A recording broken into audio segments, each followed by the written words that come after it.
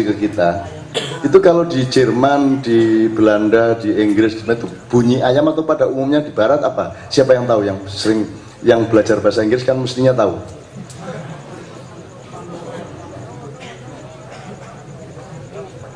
Saya memohon kalau ada yang menyumbang lagi. Ini kelihatannya tidak penting tapi saya gini. Oke, sekarang saya ulang lagi. Berarti Jawa gimana tadi? Menurut versi estetika Jawa, bunyi koko ayam adalah kukuruyuk. Sunda kongkorongkong. Madura kukurunu, gitu. Kukurunu. Sudah 3 aja ya, nggak apa ya. Oke. Jadi bunyi koko ayam itu bagaimana? Jadi bunyi koko ayam itu bagaimana? Yang satu bilang kukuruyuk, yang satu bilang kukurunu, yang satu bilang kongkorongkong. Pertanyaannya adalah, kalau begitu bunyi ayam berkokok itu sebenarnya bagaimana? Do you get what I mean? Apakah Anda mulai ngerti apa yang saya maksudkan? Teman-teman sekalian, ahlu sunnah wal jamaah itu ya kukuruyuk itu. Syiah itu ya kukurunu itu. Madhab-madhab yang bermacam-macam itu ya sekitar kongkorongkong itu. Jadi itu semua adalah versi atau menurut, kan gitu kan? Nah sekarang Islammu itu seharusnya Islam apa? Benar, Islam ayam. Nah menurut saya, mari kita cari Islamnya Muhammad. Jadi Muhammadiyah itu baru hebat kalau dia tidak Muhammadiyah, tetapi dia menyarankan anggotanya untuk mencari Islamnya Muhammad. NO mencari Islamnya Muhammad, Syiah Sunni mencari Islamnya Muhammad. Jadi proses mencari, proses ijtihad. Betul enggak? Karena kalau Anda menyangka koko ayam bunyinya kukuruyuk, salah. Betul enggak? Kalau enggak percaya tanya sama orang Madura, lu enggak bisa kukurunu. Kok kukuruyuk? Haram sampeyan. Apalagi itu kongkorongkong bid'ah itu. Ngerti? Jadi teman-teman sekalian, mari kita berendah hati satu sama lain.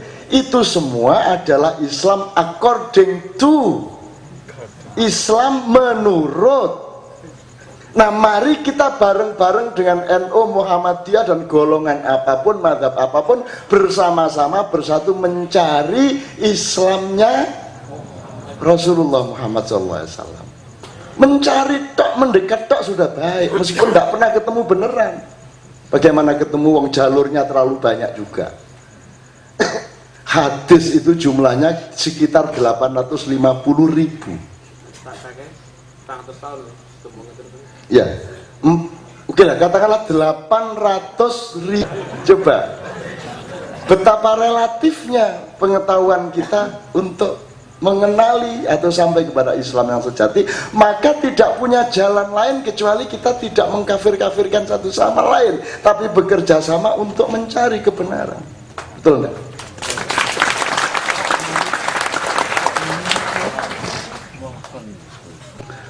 Ini terus membuat sekarang orang menjadi kebingungan dengan banyaknya wacana hadis, sehingga ada kelompok yang kesel akhirnya anti hadis, ingkar sunnah. Wis kesel gitu ya. Akhirnya Quran wae lah gitu. Ada, monggo. Yang penting dalam rangka mencari Islamnya Rasulullah, kan begitu.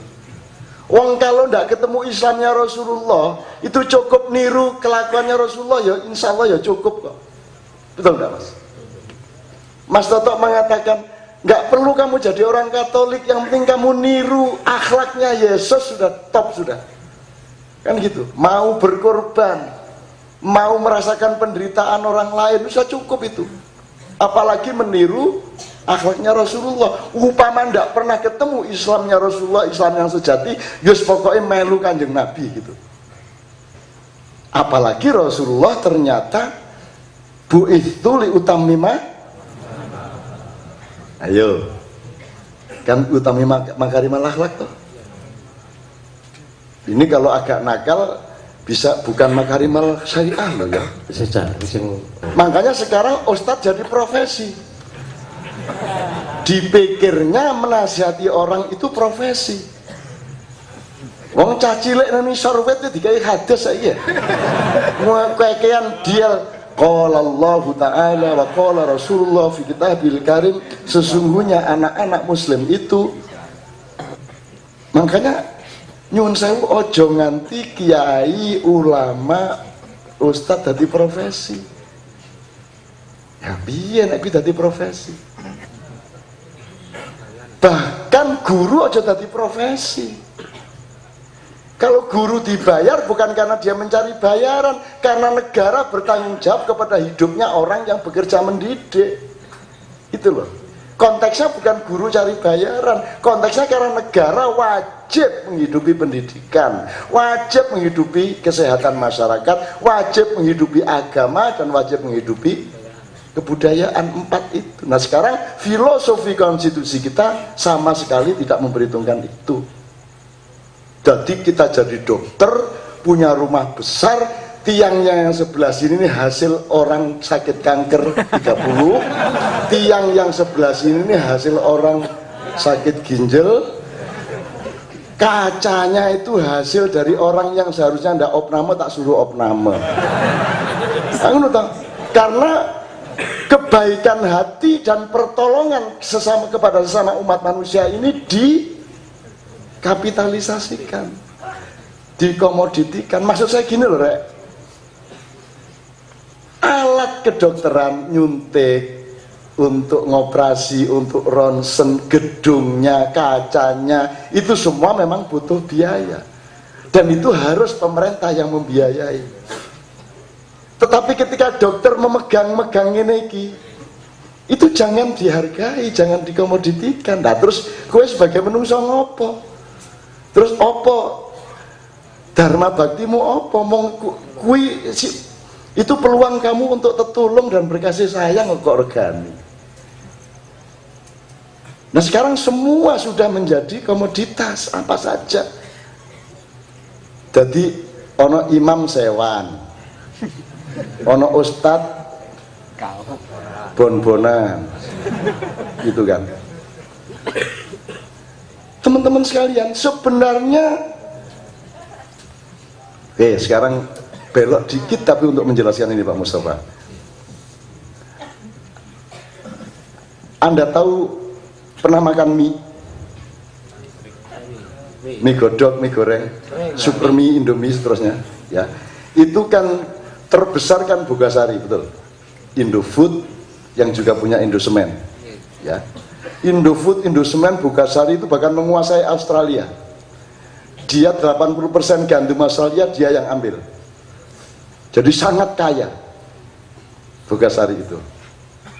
Saya ingin katakan sama Anda, itu semua Bogasari, Indofood, Indosemen, seluruh perusahaannya itu omsetnya tidak lebih dari 45 triliun. Tommy Winata mungkin bisa 5 kali lipat. 3 konglomerat lainnya di bawahnya. Artinya di jumlah keseluruhan paling kabeh meng 200 triliun. Pertamina tok, Mas. Pertamina tok itu omsetnya 450 triliun. Jadi tidak benar kalau konglomerat itu terkaya di Indonesia. Orang yang paling kaya di Indonesia Anda tidak pernah tahu, karena mereka ada di kerajaan sendiri yang kerajaan Indonesia tidak bisa masuk ke dalamnya. Jadi Bogasari, Indofood itu cuma 1/10-nya Pertamina atau salah satu BUMN. Padahal BUMN itu jumlahnya 220. PLN, Telkom, PJKA, Perhutani.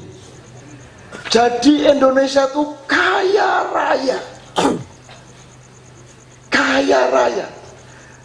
Nah, orang yang pegang kerayaan ini bikin satu sistem komunikasi dengan mengumumkan dan memberi kesan secara nasional bahwa yang menjadi pencoleng dari ekonomi Indonesia adalah swasta-swasta yang 1/10-nya ndak ada tadi.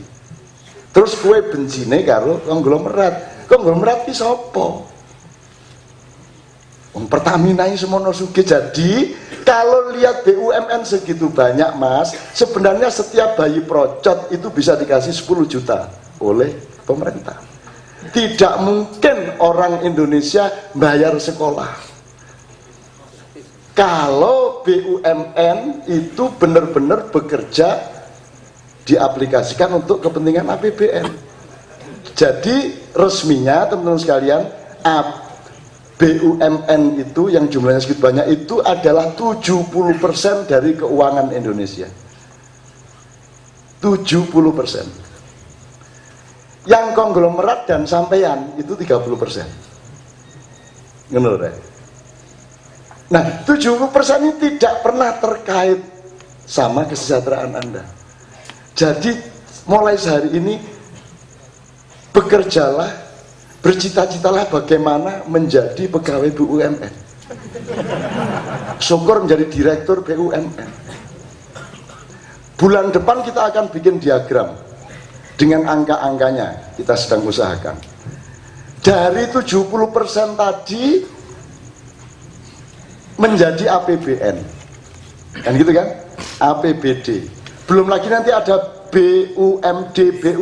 Bayangkan Kalimantan, Mas, ya. BUMD-nya kan kaya raya, luar biasa. Jadi mustahil Indonesia itu susah, mustahil orang itu harus bayar sekolah untuk anaknya, mustahil. Mesir saja yang miskin kayak gitu sekolah gratis sampai tamat. Di Indonesia kita bayar begitu mahal. Itu sekarang bukan hanya BUMN, BHMN barang yang curang sebagai perusahaan.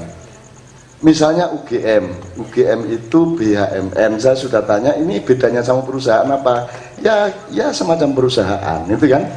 Ya toh?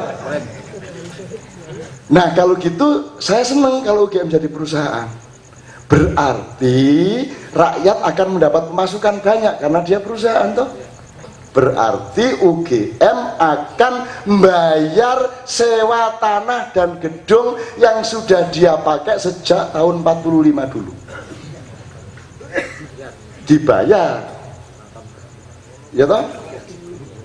Terus gaji dosennya sejak tahun itu dibayar sekarang, dan mulai dia jadi BHMN, dia tidak lagi minta APBN untuk menggaji dosen dan karyawan, karena mereka perusahaan harus menggaji dosen dan karyawannya sendiri. Berarti APBN kita tidak dikurangi oleh adanya BHMN.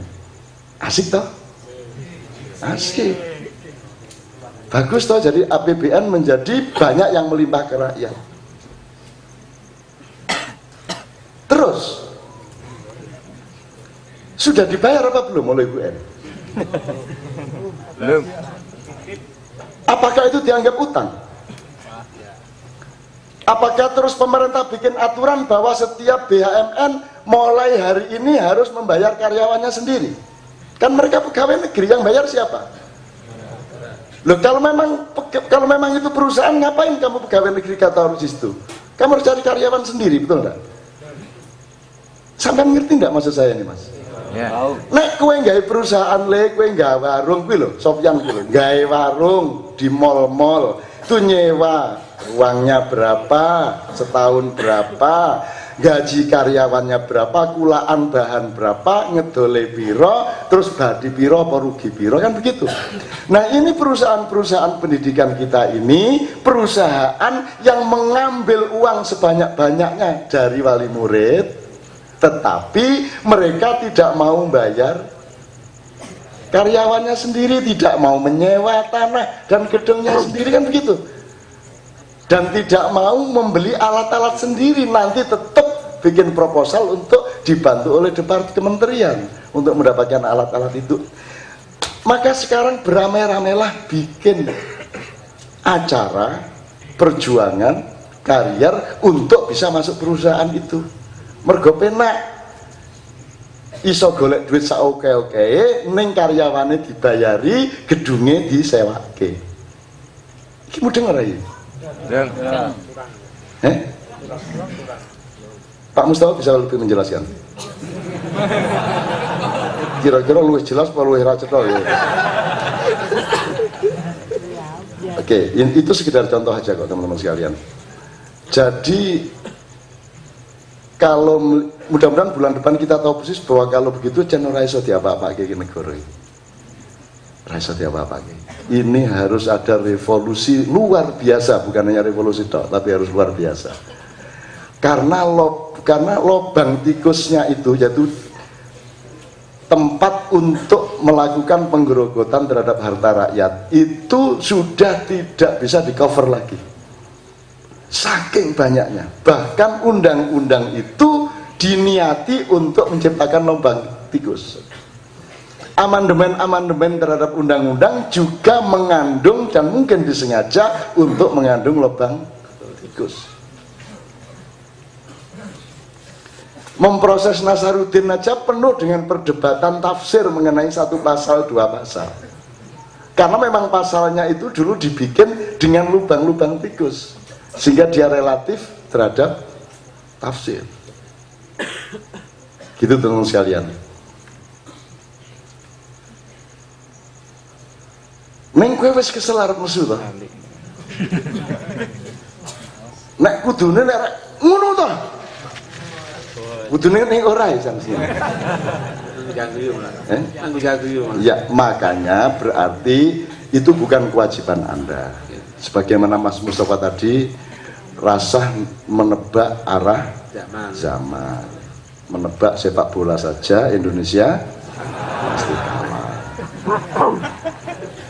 Yo ngono Mus. Kowe lak hawe to. Hawe to kowe. Ning biar bal-balan ngepit ora iso. Oke teman-teman sekalian, mungkin Pak Mustafa akan nambahin dikit, kalau tak mau nambahin dikit, tapi sebelum itu satu nomor yang kita bisa bareng-bareng. Setelah ini kita bisa share, tanya jawab, dan ada beberapa poin yang mungkin masih akan kita